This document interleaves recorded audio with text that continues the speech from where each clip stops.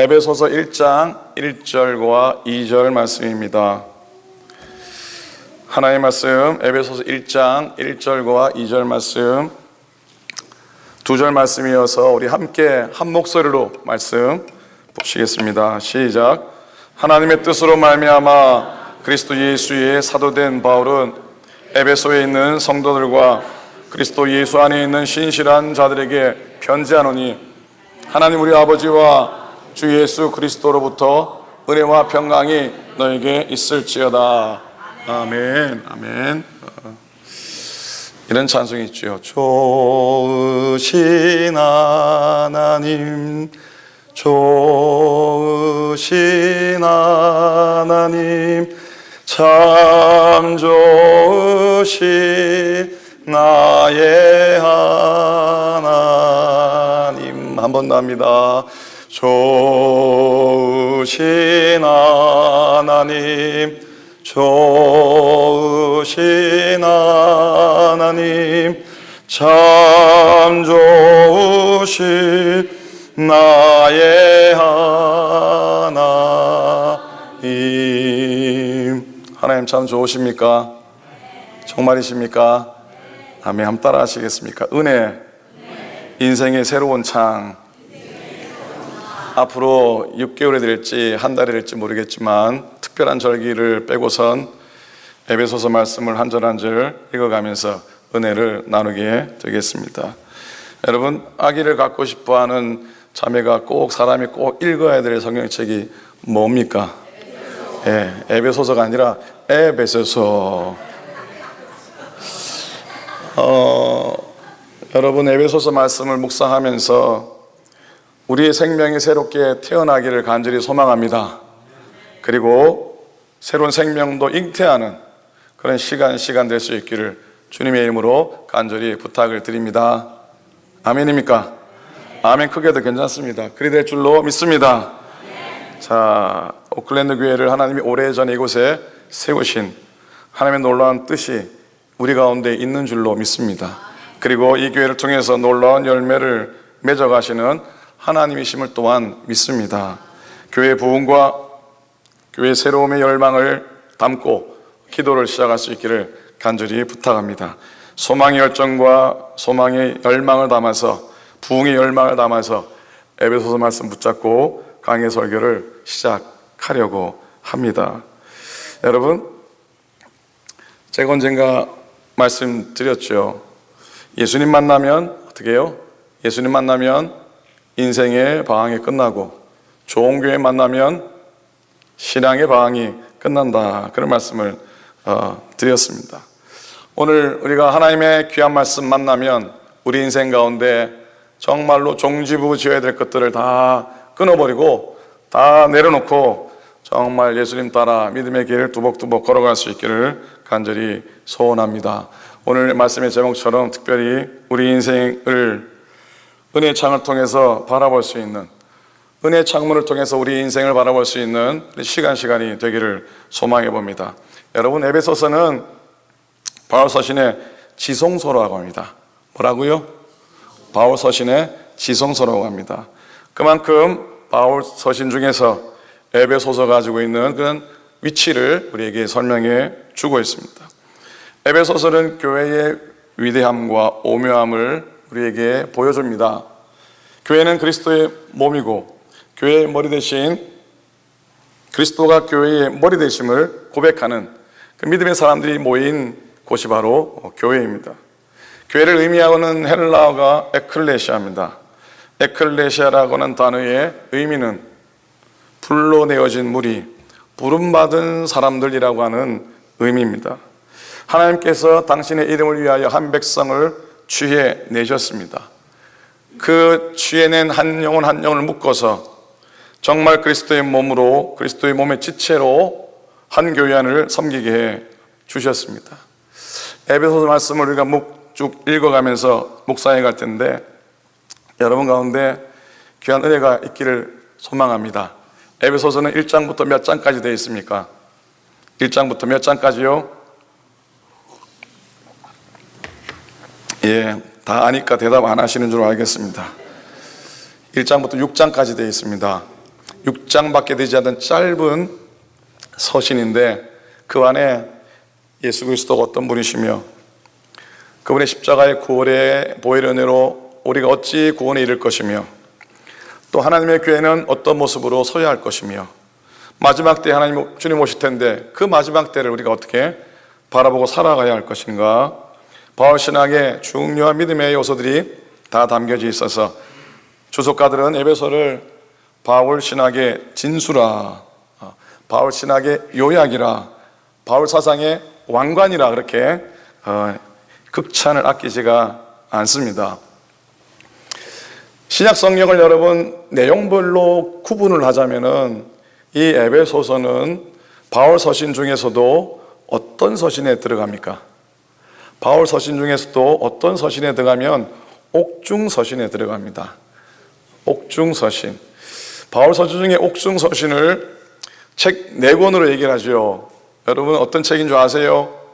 잘 모르시면 이제부터 요걸 떠올리시기 바랍니다. 한번 따라 하시기 바랍니다. 에빌골몬. 이게 뭔 소린가 싶기도 합니다. 에빌골몬. 자, 무슨 책이겠습니까? 에베소서, 그 다음에 빌립보서, 그 다음 골로새서, 모는 뭡니까? 빌레몬서. 이 4책이 바울 서신 중에 옥중 서신입니다. 여러분 어떤 생각이 드십니까? 성경의 가장 심오한 진리를 다루는 에베소 서신이 감옥 속에서 쓰여졌어요. 캄캄한 감옥 한가운데서 이 서신이 쓰여진 거예요.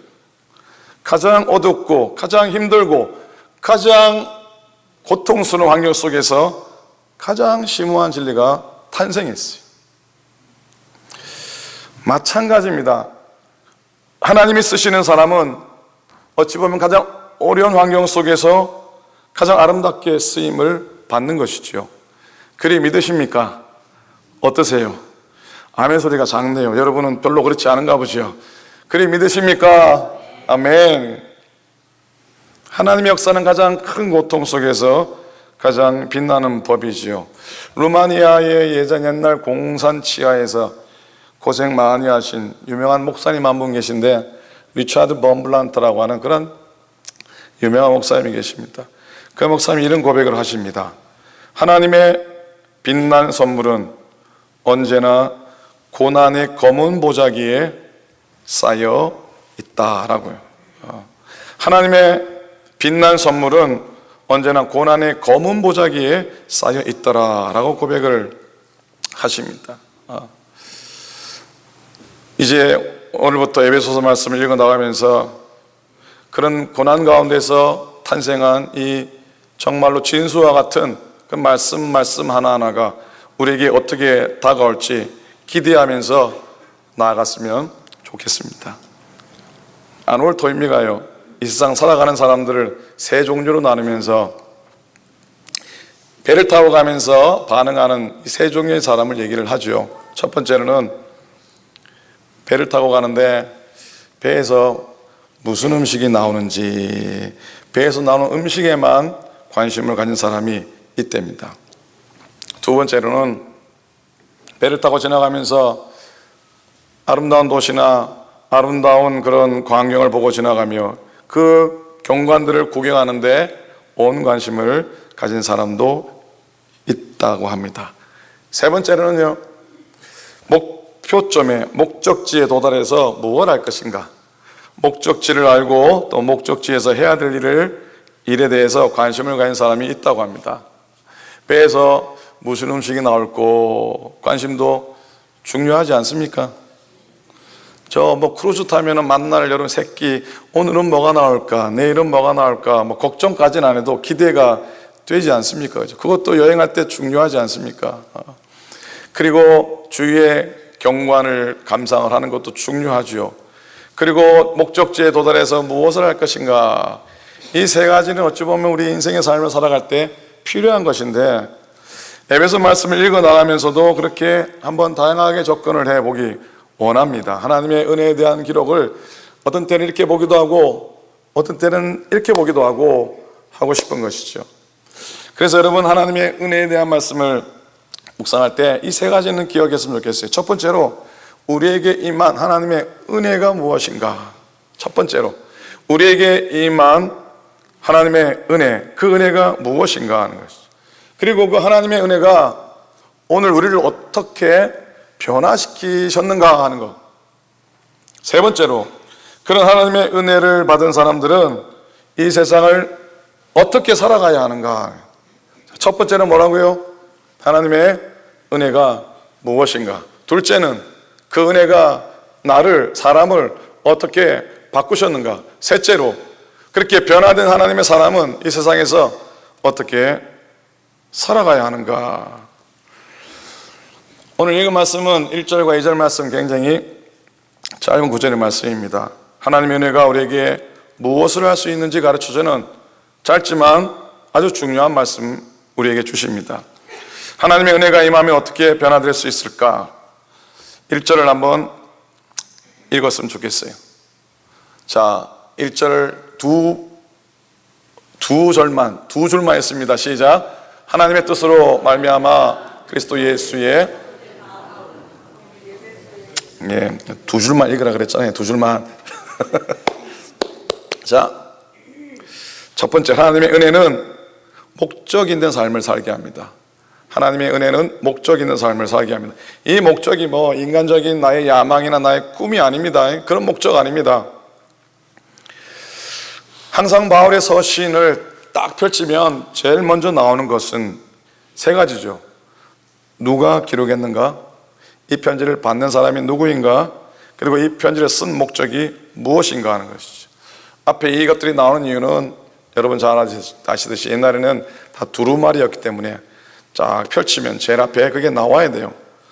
우리처럼 제일 마지막에 쓰면은 두루마리를 읽기도 전에 다 펼쳐야 돼요. 그래서 제일 앞에 그런 내용들이 나옵니다. 바울이 썼다고 고백하면서 하나님의 뜻으로 말미암아 그리스도 예수의 사도된 나 바울은이라고 고백하고 있습니다. 바울은 자기 자신을 그리스도 예수의 사도라고 얘기합니다. 그런데 사도가 된 것이 바울이 공부를 많이 해서 사도가 된 겁니까? 어떻습니까? 아니면 바울이 집안이 좋아서 사도가 됐습니까? 아니면 진짜 예수님을 쫓아다녀가지고 사도가 된 겁니까? 그것도 아니잖아요. 바울이 사도가 된 건 자기 스스로 되고 싶어 된 게 아니라 하나님께서 그렇게 하라고 시켜서 되었다는 것이죠. 이게 하나님의 은혜를 받은 자의 삶의 첫 출발점입니다. 내가 되고 싶어서, 내가 하고 싶어서, 내가 자격이 돼서, 내가 조건이 돼서, 내가 그럴 만한 위치에 있어서 된 것이 아니라 하나님이 그렇게 하라고 시켜서, 하나님이 나를 불러주셔서, 하나님이 나를 세워주셔서, 하나님이 나를 인쳐주셔서, 하나님이 나를 붙잡아 주셔서 오늘 내가 서 있다고 하는 고백. 은혜 받은 자의 삶의 첫 출발입니다. 하나님의 은혜 받은 사람은 자신의 삶의 목적을 분명히 알고 그 목적을 이루기 위해서 헌신된 삶을 살아내는 겁니다. 살아내는 거예요. 제가 목이 좀 쉬었습니다. 그죠? 훨씬 은혜스럽지 않습니까? 예, 아멘들 이쪽만 하시고 이쪽은 안 하시는 거 보니까 여기는 좀 제 목소리가 좀 불편해 들리실 것 같아요. 괜찮습니까, 권사님? 예, 나쁘지 않죠? 예. 지난 월화수목 엠마오 영성을 올라가서 찬양 인도하느라 좀 더 쉬어왔습니다. 올라가면 참 쉽지 않습니다. 잠자리 불편하고 우리 또 수요일 예배도 비워야 되고 또 교회도 비워야 되고 또 가서 정말 새벽 5시부터 저녁 11시까지 섬겨야 되는 일들이 참 힘듭니다. 찬송을 부르는데 아침부터 저녁까지 찬양을 불러야 되니 인도를 해야 되니 목이 아픕니다. 그런데 그게 좋습니다. 힘들어도 또 어려워도 또 부족한 사람을 정말 실력도 없고 노래도 잘 못하고 기타도 잘 못 치고 50 중반의 목사가 머리 벗겨진 목사가 앞에서 찬양 인도하고 배 나온 목사가 찬양 인도하면 은혜가 안 될 것 같은데 또 하나님이 은혜를 주셔서 그렇게 감당을 합니다. 잘해서 하는 것도 아니고 자격이 돼서 하는 것도 아닌데 그저 하나님이 때마다 세워주셔서 나를 사용하시니 그저 감사해서 갑니다. 3박 4일 짐을 싸면은 제일 좋아하는 사람이 있습니다. 누군지 아세요? 저희 집사람이 제일 좋아합니다. 오늘 가시는군요. 얼굴에 화석이 도는 듯 합니다. 그런 마누라를 뒤로하고 올라가면 마음이 씁쓸하죠. 그러나 농담입니다. 그러나 가면 더 좋습니다. 불러주신 곳에 쓰는 것이기 때문에 잘못해도 은혜가 되는 자리에 세워주셔서 감당하게 하시니 좋습니다. 목이 쉬어도 괜찮고 허리가 아파서 제대로 서 있지 못해도 괜찮고 하루 종일 기타 치려면 손가락 끝이 얼마나 아픈지 모릅니다. 손끝이 멍에 들고 구둑살이 베어도 좋습니다. 괜찮습니다. 그리고 남들이 뭐라 그래도 괜찮습니다. 저렇게 나이 들었는데 계속 하시냐고, 뭐 당신이 하시라고 그러면 못한다 그래서 하는데 그런 마음으로 씁니다. 하나님이 세워주셨기 때문에 그런 겁니다. 개척교회를 나가서 섬겼어도 그게 감사했던 겁니다. 좋았던 겁니다. 몇 사람이 되지 않아도 그게 좋았고 그게 감사했고 그 자리가 은혜가 됐던 겁니다. 하나님이 나를 불러 세워주셨고 당신의 목적을 따라 그곳에 세워주셨기 때문입니다. 여러분, 왜 많은 교회 다니는 사람들이 흔들립니까? 왜 흔들립니까? 확신이 없어서 아닙니까? 우리도 가끔 흔들리긴 합니다. 여러분, 흔들리지 않는 사람이 있습니까? 흔들리지 않고 피는 꽃이 어디 있으랴. 멋있지 않습니까? 그거 정도는 제가 외우겠습니다. 흔들리지 않고 피는 꽃이 있으랴. 그래요. 우리가 믿음을 굳건히 해도 흔들리는데 부르심이 바로 쓰고 하나님의 인도하심을 확신하고 살아도 매일마다 흔들리는데 그 확신 없이 살아가니까 얼마나 흔들리겠습니까? 부르심의 확신이 없으니, 구원의 확신이 없으니, 세워주심의 확신이 없으니 신앙생활에 뭐가 기쁘겠습니까? 여러분, 하나님이 나를 부르셔서 당신의 목적으로 나를 이곳에 세워주셨다고는 그 부르심의 확신이 필요한 거예요. 하나님의 뜻대로 나를 불러 세우셨다고 하는, 사도로 부르셨다고 하는 바울의 확신은 바울의 평생을, 바울의 일생을 붙잡아 맵니다. 십자가에 붙잡아 맵니다. 절대로 흔들리지 않았습니다. 여러분, 하나님의 은혜는 우리의 삶의 목적과 가치관을 바꾸어 주시는 줄로 믿습니다. 아멘. 1절 세 번째 줄부터 한번 다시 읽겠습니다. 에베소서부터 시작. 에베소에 있는 성도들과 그리스도 예수 안에 있는 신실한 자들에게 편지하는 그랬습니다. 자, 바울이 에베소에 편지하면서 그들을 지칭한 두 단어가 나옵니다. 첫째는 뭡니까? 성도. 둘째는 뭡니까? 신실한 자라 그랬어요. 자, 성도라고 하는 단어는 영어로 saints라 그럽니다. 그 의미는 구별된, 히브리 말로는 카도시라 그럽니다. 기본적으로 나는 세상에 속한 사람이 아니다.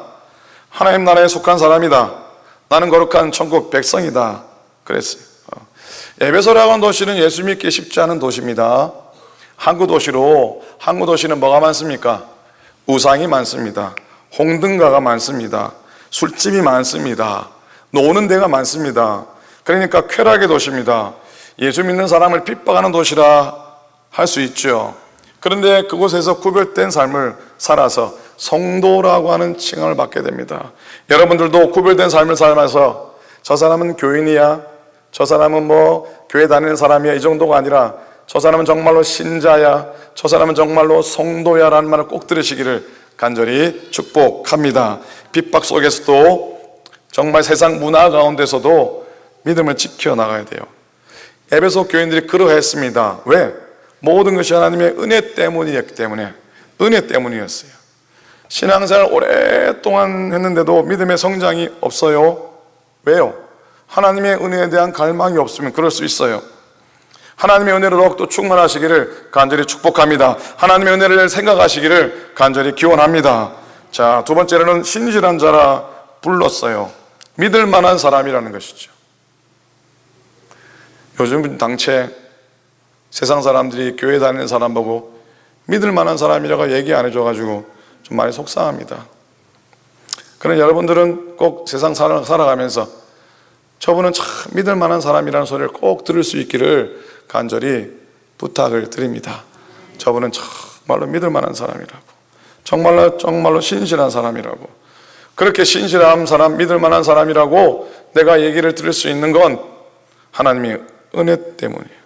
하나님의 은혜 때문이에요. 여러분 신실하십니까? 여러분은 믿을 만한 사람 되십니까? 하나님으로부터 신실하다는 말을 듣고 사람들로부터 믿을 만하다는 말을 듣고 살아갔으면 좋겠습니다. 저분은 참 돈 많은 사람이야, 옷 잘 입고 다니고 좋은 차 타고 다니고, 저 사람은 많이 배웠어, 저 사람은 세상에서 괜찮은 자리에 있는 사람이야, 뭐 그런 얘기도 들어도 나쁘진 않겠지만, 그러나 정말로 저 사람은 신실한 사람이라고, 저 사람은 정말로 믿을 만한 사람이라고 예수 안에서 그런 소리를 들으면서 살아갈 수 있기를 간절히 소망합니다. 바울이 고백한 수많은 고백 속에서 나이나 된 것은 하나님의 은혜라는 고백, 얼마나 위대합니까? 마지막으로 2절 말씀 보면은 2절 말씀 다 같이 읽겠습니다. 시작. 하나님 우리 아버지와 주 예수 그리스도로부터 은혜와 평강이 너에게 있을지어다. 아멘. 부디 여러분 삶 속에 하나님 주시는 평강이 가득하시기를 간절히 소원합니다. 평안이 없으면요, 많이 가진 게 아니에요. 평안이 없으면 건강한 게 아니에요. 평안함이 없으면요, 세상에서 떵떵거리는 게 아니에요. 더욱더 마음은 피폐해지고 마음은 더 힘들어져요. 하나님의 평안을 누릴 수 있기를 소망합니다. 하나님의 은혜로 말미암은 하나님의 평강이 여러분에게 넘쳐나시기를 축복합니다. 이 은혜를 경험한 사람 평강합니다. 하나님과 화평하고 세상 사람과 평강하고 이웃과 평화를 누립니다. 이런 사람 만나면 다시 만나고 싶습니다. 함께 있고 싶습니다. 괜찮으시면 우리 옆에 계신 분한테 우리 은혜와 평강의 사람이 됩시다. 인사합니다. 우리 은혜와 평강의 사람이 됩시다.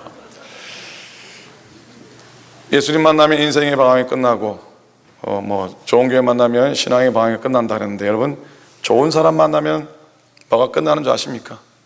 좋은 사람 만나면 이 노래 아십니까? 좋은 사람 만나면 나눠주고 싶어요. 껌이라면 역시 롯데 껌. 이 노래 모르세요? 한번 같이 불러볼까요? 좋은 사람 만나면 나눠주고 싶어요. 좋은 사람 만나면 나눠주고 싶어요. 껌이라면 역시 롯데 껌.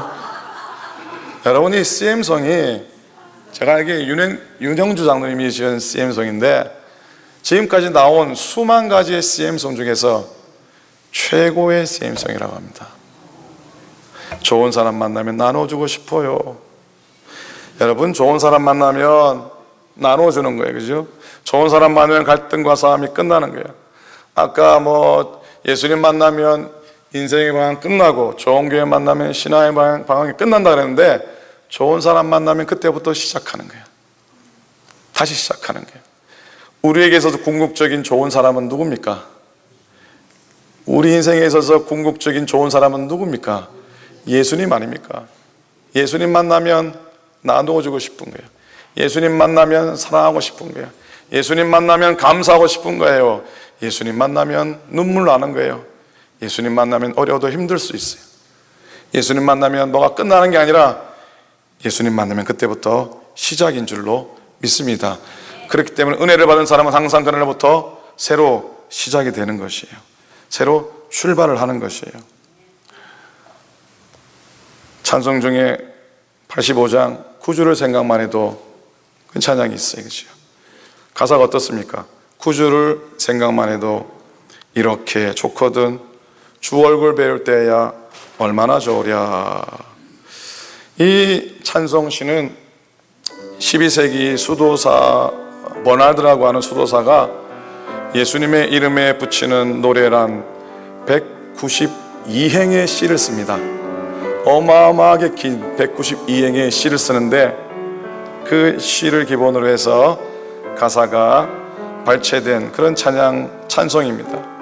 2절에 보니까 만민의 구주 예수의 귀하신 이름은 천지 이름 중 비할 데 없도다. 그런 찬송이에요. 구주를 생각만 해도 한번 해봅니다. 구주를 생각만 해도 이렇게 좋거든, 이렇게 좋거든. 주 얼굴 배울 때야, 주 얼굴 배울 때야 얼마나 좋으랴, 얼마나 좋으랴. 만민의 구주, 만민의 구주 예수의 귀하신 이름은, 귀하신 이름은 천지의 이름 중 천지에 있는 이름 중 비할 때 없도다. 여러분, 은혜 받는 것도 귀하지만 받은 은혜를 간직하는 게 더 중요합니다. 지난 3박 4일 영성을 다녀오신 7분의 우리 권사님 장로님, 은혜 받는 것도 중요하지만 그 은혜를 간직하는 겁니다. 오늘 주신 말씀 통해 받은 은혜가 있다면 오래 간직하셔야 돼요. 그 은혜가 우리를 살립니다. 그 은혜가 우리 인생의 창을 새롭게 만들어 주십니다. 그 은혜 소망하며 늘 서시기를 주님의 이름으로 간절히 축원을 드립니다. 아멘. 기도하겠습니다.